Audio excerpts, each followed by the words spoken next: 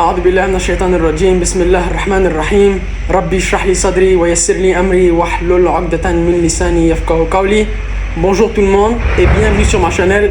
Dans cet épisode, on a avec nous Cheikh Mohsen qui va aujourd'hui répondre à quelques questions que j'ai rapportées avec moi qui vont nous montrer l'importance de l'islam et les choses qui viennent avec. La première question d'aujourd'hui, c'est quelle est l'importance de la prière dans l'islam? Bismillah ar-Rahman ar-Rahim wa sallallahu ala Muhammadin wa alihi al-tahirin. Allahumma salli ala Muhammad wa ali Muhammad.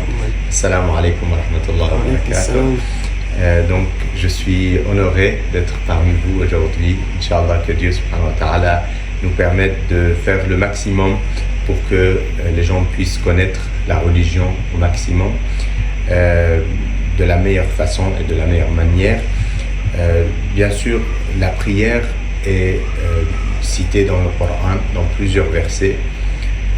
Allah subhanahu wa ta'ala nous donne l'importance de la prière et il nous dit, même dans les premiers versets du Coran, quand on commence avec Surat al-Baqarah, la Surat 2, juste après Bismillah ar-Rahman ar-Rahim, Alif Lam Mim, Dhalika al-Kitabu la rayba fi, Hudan lil muttaqin. Donc ce livre qui est le Coran, il n'y a pas de doute dans le Coran et il est guidance pour les pieux. Hudan lil muttaqin. Qui sont ces muttaqin? Alladhina yu'minuna bil ghayb, ceux qui croient en l'invisible. Wa yuqimuna as-salah. Directement après la foi, on parle de la prière. Wa yuqimuna as-salah wa mimma razaqnahum yunfiqun. Donc les trois choses les plus importantes, c'est la foi. Alladhina yu'minuna bil ghayb, ils croient en l'invisible et c'est ça, même le prophète sallallahu alayhi wa sallam, celui qu'on l'a pas vu mais on croit en lui. Ça c'est un hadith de notre prophète bien-aimé sallallahu alayhi wa sallam, quand il parle de nous qui sommes venus après et qu'on n'a pas vu le prophète sallallahu alayhi wa sallam, il dit ikhwani, les compagnons, ikhwani c'est-à-dire mes frères. Les compagnons du prophète sallallahu alayhi wa sallam, ils disent, nous on n'est pas vos frères, alasna ikhwanu. Le prophète sallallahu alayhi wa sallam, il dit, antum ashabi ikhwani alladhina lam yarawni wa amanu bi. C'est-à-dire, ce sont des gens qui m'ont même pas vu et ils ont cru en moi. Donc nous sommes encore plus proches et nous avons encore plus de valeur aux yeux du prophète sallallahu alayhi wa sallam que ses propres compagnons. Pourquoi? Subhanallah. Parce que on a cru en lui sans le voir. Hum amanu bi wa lam yarawni. Nous avons une valeur vraiment immense auprès du prophète sallallahu alayhi wa sallam. Donc, alladhina yu'minuna bil ghayb, ça c'est très important, la foi en l'invisible. Le ghayb, c'est le prophète sallallahu alayhi wa sallam qu'on n'a pas vu. Le ghayb, c'est tous les prophètes qu'on n'a pas vus. Les imams alayhimus salam, l'imam du temps, l'imam al-Mahdi ajalallah ta'ala farajahu sharif, il fait partie de ceux qu'on n'a pas vus et on a cru. Yawm al-Qiyamah, le jour de jugement, parce que certains ils veulent que ça soit une explication pour le verset. Non, le verset il est large et il peut expliquer plusieurs choses à la fois. Donc il concerne aussi Yawm al-Qiyamah, le jour de jugement, même si on n'a pas vu encore Yawm al-Qiyamah, mais comme le prophète sallallahu alayhi wa sallam, il nous a parlé de Yawm al-Qiyamah, de jour de jugement, à travers le Coran et à travers les hadiths du prophète sallallahu alayhi wa sallam. Nous avons la foi en cette akhira aussi. Donc ça c'est très important, la foi, mais après wa yuqimuna as-salah. Il n'a pas dit wa yusallun. Non. La prière, c'est pas juste faire la prière et passer. Non, accomplir la prière. Comment accomplir la prière? Donc pour expliquer un peu la différence entre faire et accomplir, il y a des gens qui peuvent faire la prière rapidement, tellement rapidement, ils le font. Ils font la prière tellement rapidement qu'ils ne savent pas quand ils ont commencé, quand ils ont terminé. Donc il commence, et même il est ailleurs, il commence Allahu Akbar et il va dans le marché, il achète des tomates, il achète des salades, il achète des oignons. Ça se passe avec tout le monde, Oui, de temps en temps. ça peut arriver à tout le monde, mais on doit contrôler ça et on doit prendre le dessus. Bien sûr. Et bien sûr, justement, c'est ça, l'importance de se concentrer dans la prière. Comment se concentrer dans la prière? Si on ne comprend pas la prière, on ne peut pas se concentrer. Donc souvent, les gens, même les gens qui arrivent dans la religion, ils demandent, nous, on ne connaît pas l'arabe. Donc on doit faire la prière en arabe ou on peut faire la prière en français ou en anglais ou autre. Je dis non, il faut faire en arabe. Mais même les arabophones, ce n'est pas tous les arabophones qui comprennent ce qu'ils disent dans la prière. Donc nous devons, qu'on soit arabophone ou francophone ou anglophone ou autre, nous devons apprendre la prière, mais aussi la signification de la prière, mais aussi la traduction de la prière. C'est-à-dire quand on commence Allahu Akbar, on ne dit pas Dieu est grand. Allahu Akbar, ça veut dire Dieu est plus grand. Et non pas Dieu est grand. Parce que souvent la traduction qu'on voit partout, Allahu Akbar, ils disent Dieu est grand. Non, Dieu est plus grand. Akbar, si c'était Dieu est grand, c'était Allahu Kabir. Ça veut dire Dieu est grand. Allahu Akbar, ça veut dire Dieu est plus grand. Donc ça c'est une chose. Après quand on commence, Bismillah ar-Rahman ar-Rahim, grâce au nom d'Allah, le tout miséricordieux, le très miséricordieux, Alhamdulillah Rabbil Alamin, louange à Allah, Seigneur de l'univers, le tout miséricordieux, le très miséricordieux, Ar-Rahman ar-Rahim, Maliki Yawmiddin. Donc on doit apprendre et les versets et leur traduction. Et Subhana Rabbi al-Azim wa bihamdi et sa traduction. Sami'a Allahu liman hamida et sa traduction et sa signification. Et il ne suffit pas seulement de lire sans rien comprendre. Donc il faut que ça soit avec compréhension et c'est là qu'on peut se concentrer et on peut ne pas dévier dans la prière. Donc déjà la prière c'est très important de la faire, mais de l'accomplir comme il faut. Avec la compréhension. Avec la compréhension.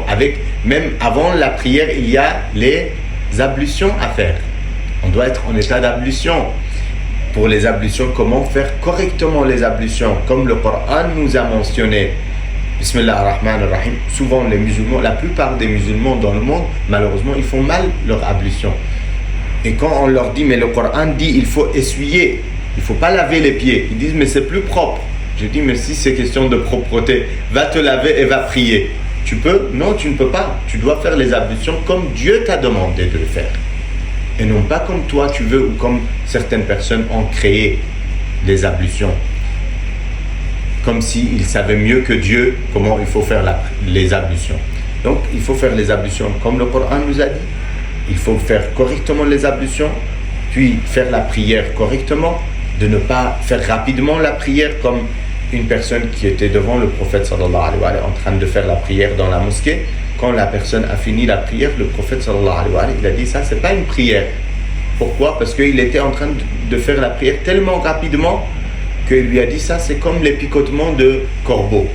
Comme un corbeau qui est en train de picoter. Pas comme quelqu'un qui est en train de prier réellement, qui est devant son Seigneur, son Créateur, qui est en train de prier. Donc ça c'est la prière alladhina yuqimuna as-salat wa yu'tuna az-zakat. Bien sûr, quand on voit aussi dans les hadiths du prophète sallallahu alayhi wa sallam sur l'importance de la prière, le prophète il nous dit as-salat amoud ad-din. Si dans les hadiths. Donc le prophète sallallahu alayhi wa sallam il nous explique que la prière est le pilier de notre religion. Aujourd'hui, si tu construis un bâtiment sans des piliers, ça va tomber. Ça va tomber. Tu fais même un petit, n'importe quelle construction, petite construction. Bien sûr, des fois, il y a des gens qui disent oui, mais on n'a pas vu les piliers. Oui, les piliers peut-être sont dans les murs. Donc, c'est pas forcément que ça doit être visible. Mais forcément, il y a des piliers pour que ça tienne. Même une tente, pour que ça tienne, il faut des piliers. Une autre chose que j'avais entendue sur Surat Taha, c'est Akim as-salata li dhikri. Mais je me suis toujours demandé qu'est-ce que ça veut dire exactement. Et donc je voulais entendre ça de vous-même. Donc c'est dans la même question de la prière, l'importance de la prière. Allah subhanahu wa ta'ala il nous dit c'est quoi l'objectif de la prière. Aqim as-salat al-dhikri, c'est-à-dire il nous explique que l'objectif de la prière n'est pas juste de descendre et de monter et de faire des gestes. Non, cette prière est un rappel pour Allah subhanahu wa ta'ala. Donc avec cette prière, tu te rapproches de Dieu subhanahu wa ta'ala. C'est une manière de communiquer avec ton Seigneur subhanahu wa ta'ala, ton Créateur, avec Allah. C'est pour ça que la prière est Mi'raj al-Mu'min. La prière est ta solution pour arriver vers ton Seigneur, vers ton Créateur. Donc c'est pour ça la prière est tellement importante. As-salatu amoud ad-din in qubilat qubila ma siwa. Si elle est acceptée, le reste est accepté. Wa in ruddat rudda ma siwa. Si elle est refusée, le reste est refusé. Ça veut dire qu'on ne peut pas donner l'excuse. Ah, moi j'aide les pauvres, ah, moi je fais tel, et moi je fais tel, mais on ne fait pas la prière. Exactement, exactement. Chaque chose a sa place. Bien sûr, c'est très important d'aider les pauvres, c'est très important d'être à l'écoute des gens, c'est très important d'être gentil, d'être généreux. Tout ça, c'est très important, mais la prière est à sa place. Donc, la prière est le pilier de la religion. Si elle est acceptée, le reste est si elle est acceptée. C'est pas si elle est faite. Non, on doit la faire et on doit la faire d'une manière qu'elle soit acceptée. Et si elle est refusée, le reste est refusé. Donc ça, c'est un des hadiths. Et il y a beaucoup d'autres hadiths du prophète sallallahu alayhi wa sallam sur l'importance de la prière, même parmi ceux, comme on a dit, avec concentration et compréhension, il y a le hadith du prophète sallallahu alayhi wa sallam qui dit « Laysa laka min salatika ma la ya'ihi qalbuk »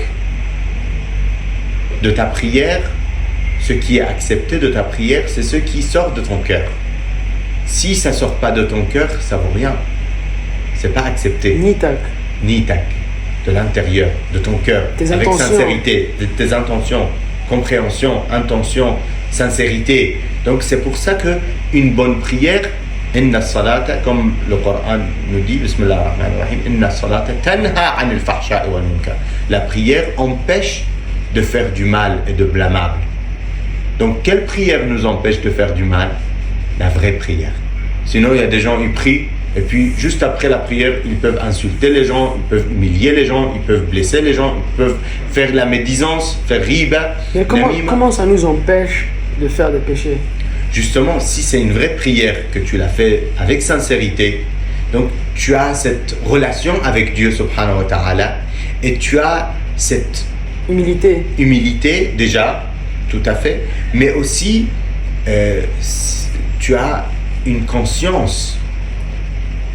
Donc tu as la conscience comme quoi Dieu est témoin, parce que tu as une communication avec lui. Tu ressens sa présence dans ta vie. Donc quand tu ressens la présence de Dieu subhanahu wa ta'ala dans ta vie, automatiquement tu ne peux pas faire du mal aux gens. Parce que tu sais que Dieu te voit. Alam ya'lam, c'est le verset que souvent les grands savants de akhlaq, ça fait partie de akhlaq, ça fait partie des bons comportements, des bonnes manières, que c'est la base de notre religion, c'est les bonnes manières et les bons comportements. Donc la base, c'est les bonnes manières et les bons comportements. Et tu ne peux pas avoir des bons comportements et des bonnes manières si tu n'es pas conscient que Dieu subhanahu wa ta'ala te voit. Et c'est le verset que les ulama al-akhlaq, quand ils disent à quelqu'un, quand les jeunes, ils demandent à des ulama al-akhlaq, comment je peux faire? Aidez-moi pour que je puisse ne pas tomber dans le péché, ne pas faire du haram, ne pas voir quelque chose de haram, ne pas écouter quelque chose de haram, ne pas dire quelque chose de haram, d'illicite. Le haram, c'est l'illicite. Donc, comment je peux faire? Aidez-moi.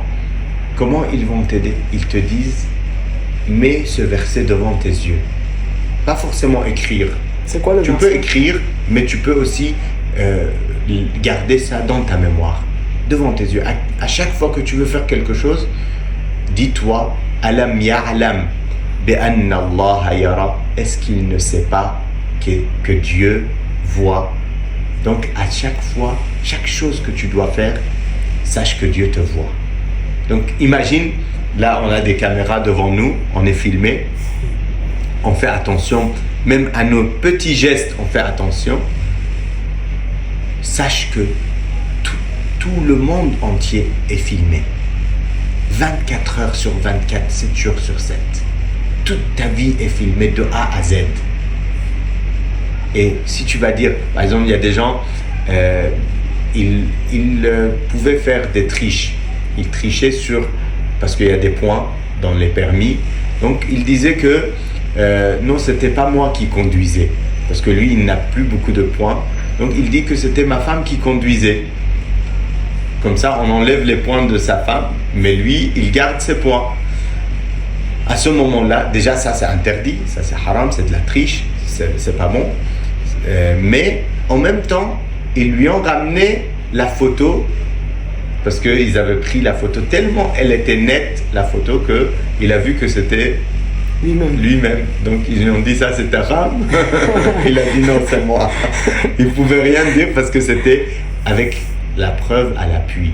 Donc aujourd'hui, nous, tout ce qu'on peut cacher sur les gens, on ne peut pas cacher sur Allah. Donc même parmi les choses que l'imam al-Hussein il a dit à quelqu'un, quand il disait que moi je veux faire des péchés et tout, mais dis-moi quelque chose qui m'empêche de faire. Il lui a dit, va dans un endroit où va dans un endroit où Dieu ne te voit pas et fais les péchés que tu veux. Est-ce que tu peux aller dans un endroit même où si Dieu tu ne te t'es enterré voit dans la terre, on va te voir. Où que tu sois, Dieu te voit. Donc tu peux pas aller dans un endroit où Dieu ne te voit pas. Ça. Bon, la deuxième question. Je pense qu'elle s'est éteinte. Non, la deuxième caméra filme. Elle filme, d'accord. Non, on est toujours filmé. On est toujours filmé. Dieu merci que j'ai enlevé les deux caméras. Bon, la deuxième question c'est, pourquoi est-ce que les hommes et les femmes non mariés ne peuvent pas se toucher dans l'islam? D'accord. En fait, il y a une chose très importante dans la religion que nous devons être conscients. Bien sûr, on peut demander pourquoi on ne peut pas manger ça, pourquoi on ne peut pas boire ça, pourquoi. Mais c'est pas forcément, on n'aura pas forcément des réponses. Parce que tout n'est pas matériel. Les réponses que nous pouvons comprendre, c'est tout ce qui est matériel. Par exemple, quand on nous dit le fait de manger la viande de porc, ça fait des parasites, ça fait des maladies, ça fait ci, ça fait ça. Ça, c'est compréhensible pour nous, parce qu'on comprend tout ce qui est matériel. Alors que Dieu n'a pas dit c'est interdit parce que ça fait ça. Physiquement, c'est mauvais pour nous. Parce que ça peut être physiquement, mais ça peut être aussi spirituellement. Donc, tout ce qui est interdit par Dieu n'est pas forcément interdit parce que c'est mauvais pour notre corps ou pour notre santé. Donc, on ne peut pas comprendre toutes les interdictions et toutes les obligations. Mais on obéit à Dieu, subhanahu wa ta'ala, comme lui, il nous a demandé, parce qu'il n'y a pas mieux que lui. C'est lui qui nous a créés. Il sait ce qui est bon et ce qui est mauvais pour nous. Donc, c'est pour ça qu'il nous a dit, faites ça, faites ça, faites ça, faites pas ça, faites pas ça, faites pas ça. On est sûr que Dieu n'a pas besoin ni de notre prière, ni de nos invocations, ni de notre générosité, ni de notre gentillesse. C'est lui le donateur. Tout ce que nous, on partage, c'est lui qui nous a donné déjà pour qu'on puisse partager. Parce que s'il veut ne pas nous donner, s'il veut nous priver de quelque chose, il peut nous priver. Il n'est pas... Allah subhanahu wa ta'ala, il nous met à l'épreuve dans certains moments pour qu'on voit que comme il nous donne, il peut aussi nous priver. Donc on ne peut pas penser que c'est illimité et que oui c'est bon, on dit dunya douleb, ce bas monde c'est comme une roue. Aujourd'hui yawmun laka wa yawmun alayk, un jour pour toi, un jour contre toi. Donc aujourd'hui, c'est pour ça qu'il y a même des hadiths de Ahl al-Bayt, de l'imam Ali alayhi salam, en forme de poésie, magnifique poésie de l'imam Ali alayhi salam. Il dit « Idha habbat riyahuka fartanimha » Quand ton vent souffle, profite. Profite, ça veut dire quoi? Ça veut dire quand tu es en bonne santé, quand tu as les moyens, quand tu as la possibilité, tu dois profiter et faire du bien avec ce que tu as. Parce que tu ne sais pas jusqu'à quand tu as ce bien. Tu ne sais pas jusqu'à quand tu as cette possibilité d'aider, cette possibilité de partager, cette possibilité de faire du bien, de faire des bonnes œuvres. Aujourd'hui, tu as la santé, tu as les moyens, tu as la possibilité de le faire. Profite et fais-le. Parce que même demain, tu ne sais pas si tu es déjà en vie pour le faire. Et même si tu es en vie, tu ne sais pas si encore tu as les moyens pour le faire. Et même si tu as les moyens, tu ne sais pas si tu as encore la santé pour le faire.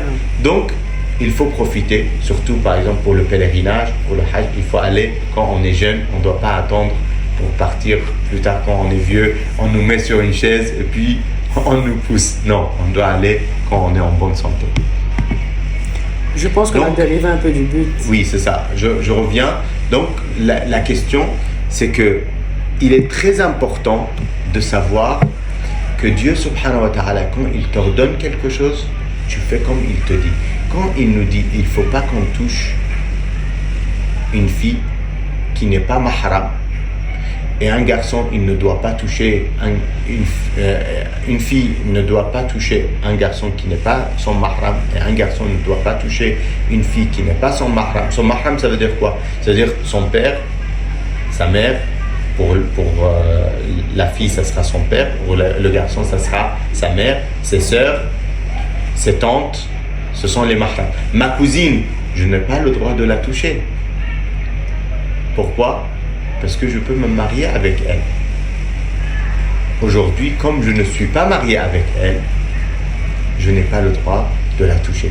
Pourquoi? Parce qu'un simple toucher peut provoquer des sentiments, peut sortir des sentiments qui peuvent arriver, qui peuvent aller loin, et ça sera la samhallah dans le haram, dans la voie illicite. Donc pour ne pas arriver à ça, déjà on se met des barrières pour ne pas arriver à quelque chose qui est grave et qui est illicite. Donc dès le début, on ne se touche pas si ce n'est pas une personne qui est mahram pour moi. Même si c'est ma cousine, même si elle est comme, souvent les gens ils disent, elle est comme ma soeur, elle est comme ma mère, elle est comme ma tante. Comme, c'est pas vraiment ta soeur, ni ta tante, ni ta mère, donc tu n'as pas le droit de toucher et de faire quelque chose qui n'est pas illicite, qui n'est pas licite. Donc tant que ce n'est pas ta mère, ou bien ta soeur, ou bien ta tante, ou bien ta grand-mère, ce sont les personnes que tu peux saluer avec la main, tu peux toucher avec ta main, tu peux les embrasser. Mais à part ces gens-là, ta cousine, ta copine, des autres personnes, tu n'as pas le droit de les toucher ni de les saluer avec la main. D'accord. Et j'avais une question. Où est-ce que Dieu dit dans le Coran qu'il ne faut pas toucher, qu'il ne faut pas que les hommes et les femmes se touchent lorsqu'ils ne sont pas mariés ou tante, père, mère? Nous avons le Coran et nous avons Ahl al-Bayt alayhi salam.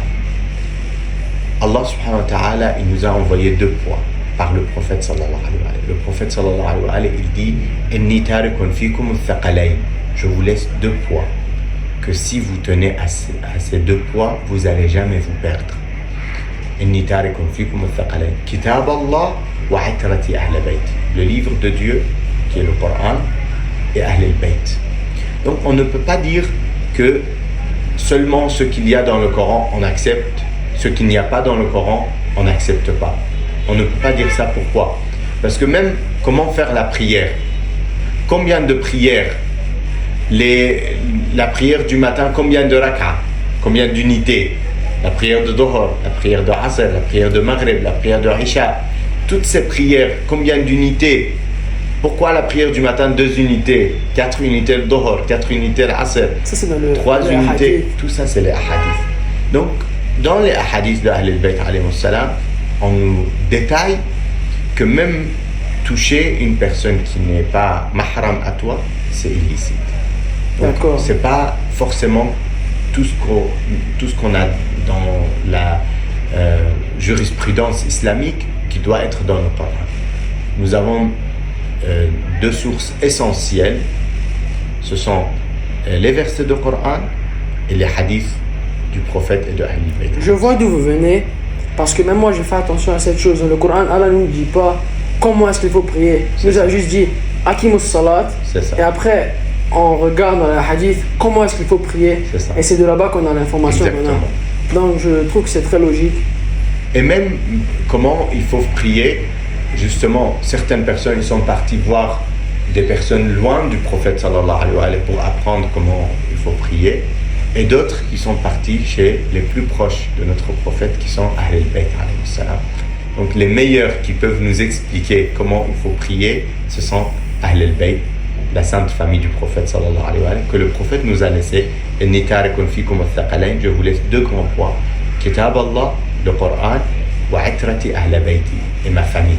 Si vous tenez à tous les deux, vous n'allez jamais vous perdre. Et puis il a dit aussi mathalu ahli bayti fikum kasafinati Nuh. L'exemple de Ahl al-Bayt entre vous, c'est comme l'arche de Noé.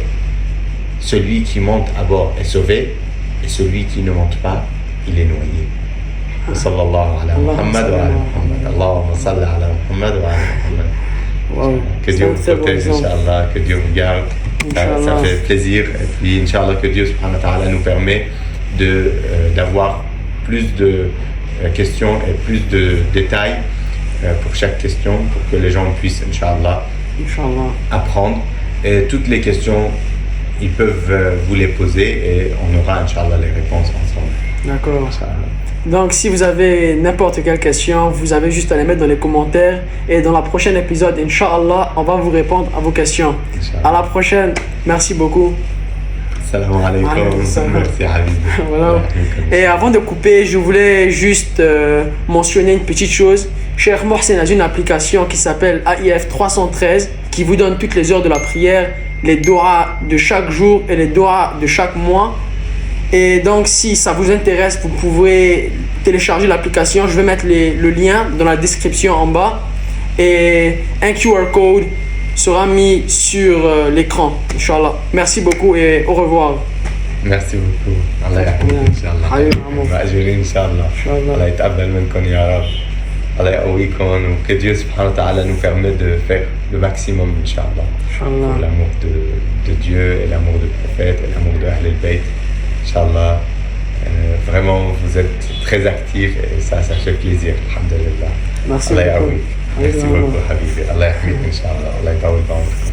Inch'Allah, très bientôt aussi, on aura une hawza en ligne.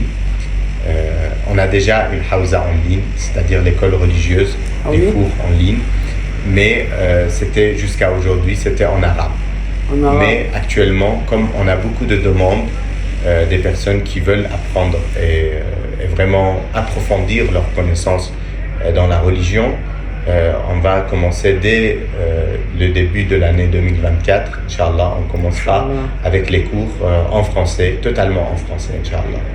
D'accord. Et comment est-ce qu'on aura accès à ces choses? On va vous envoyer le lien, comme ça tout le monde aura aussi le lien, Inch'Allah.